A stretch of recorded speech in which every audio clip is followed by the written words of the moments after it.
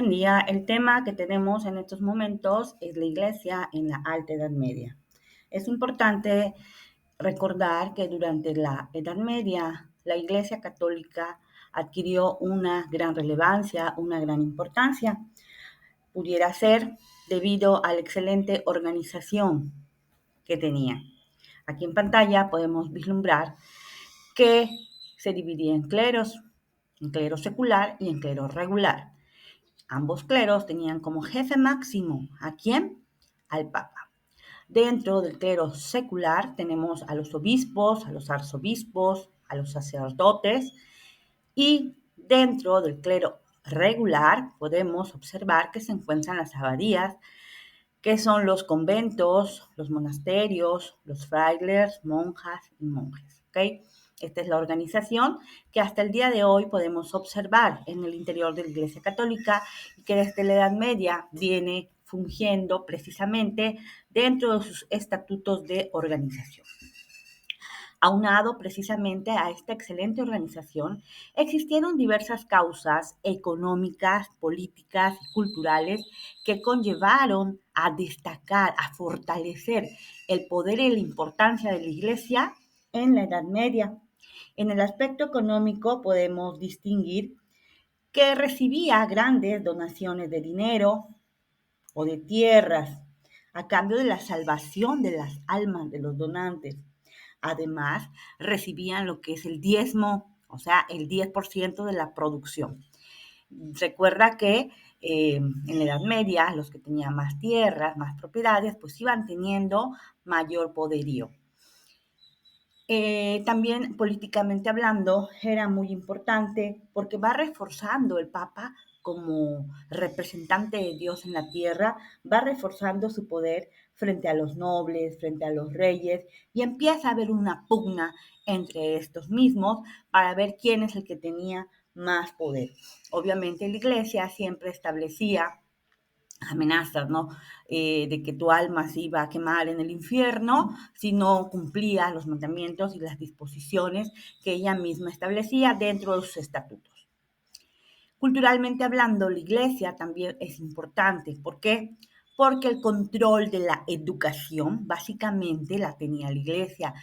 Las personas que querían tener acceso a una instrucción mínima, a la educación, a los libros, aprender a leer, pues tenían que entrar como monjes, como monjas, para poder tener el acceso a la educación, porque estaba monopolizada por la Iglesia. ¿Quién es el que tenía la regulación y el control de los libros en sus monasterios? Uno de las instituciones que surge y emana dentro de esta Iglesia Católica es la Santa Inquisición. El Tribunal de la Santa Inquisición no surge de la noche a la mañana. Hubieron diversos documentos emitidos en el interior de la Iglesia Católica que dieron origen a lo que es la Santa Inquisición como la conocemos al día de hoy. Podemos observar en pantalla 3 bulas papales en las cuales se establece los ordenamientos de cómo iba a ir funcionando este tribunal.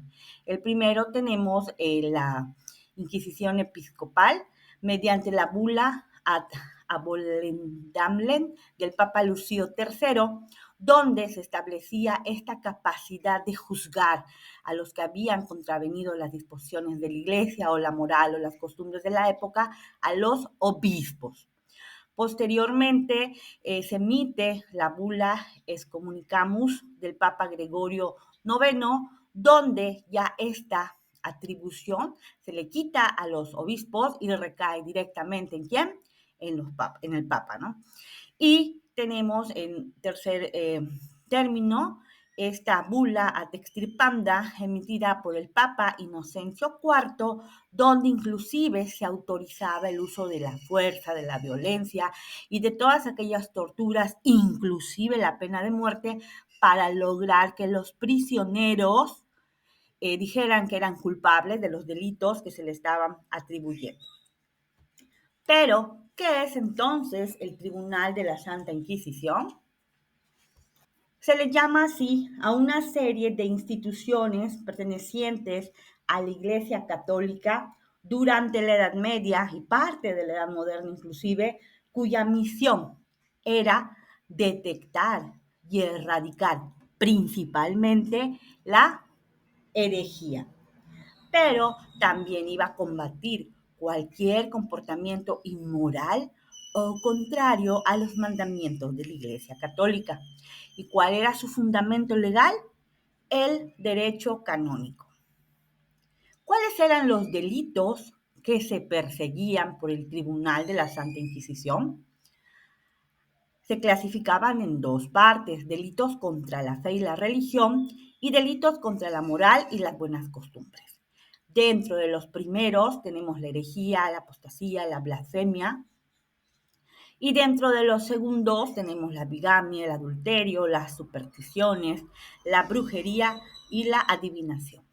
¿Y cómo funcionaba este Tribunal de la Santa Inquisición? Repito y reitero, en base al derecho canónico, pues acá tenemos en pantalla un pequeño orden de cómo funcionaba, ¿no? Primeramente está la acusación. Se acusaba a una persona de blasfemia, de bruja, de hechicería, de bigamia.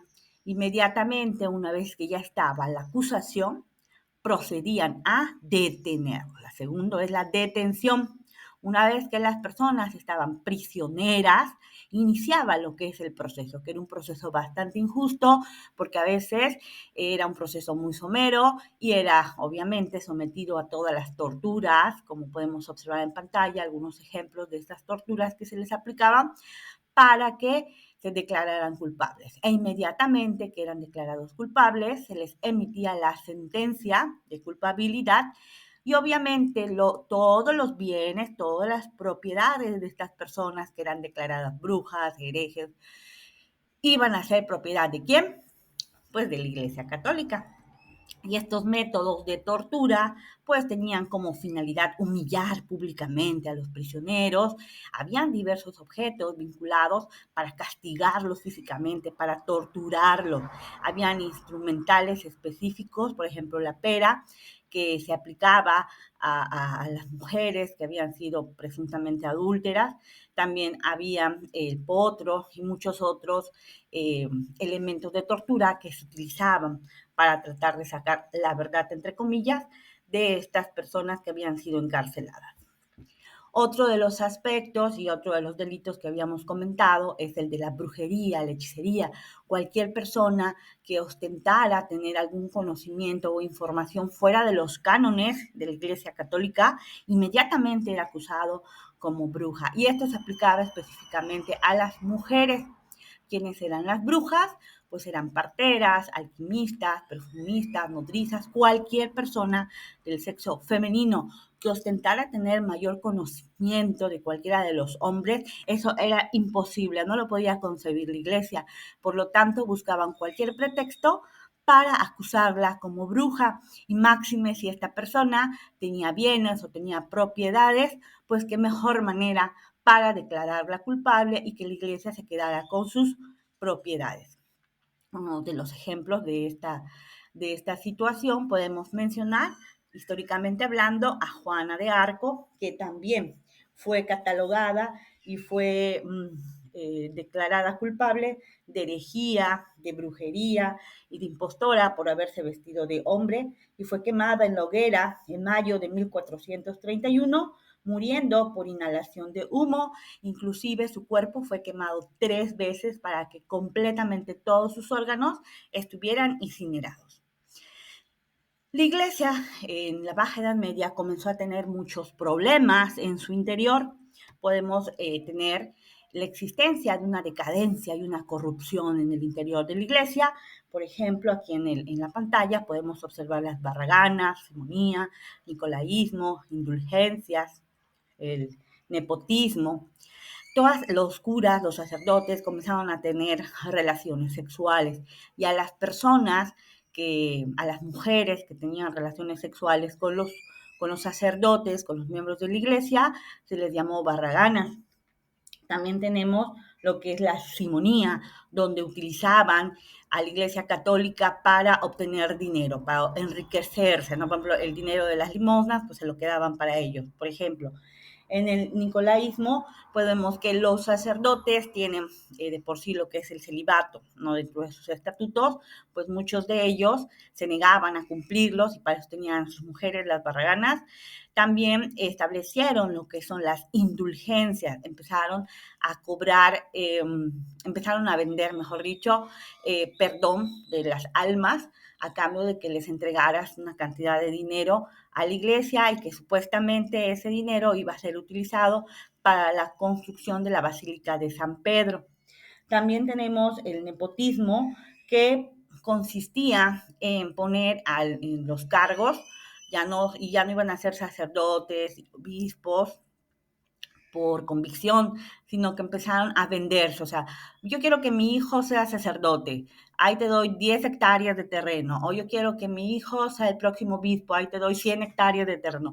Se empezaron a vender los cargos y aquí tenemos lo que es el nepotismo. Y todo esto conllevó precisamente a la decadencia y a la corrupción de la iglesia, aunado a lo que ocurrió con la peste negra, que ya habíamos comentado en la clase previa.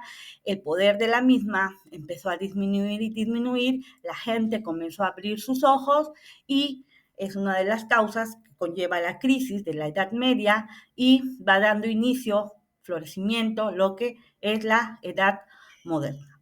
Muchas gracias por su atención.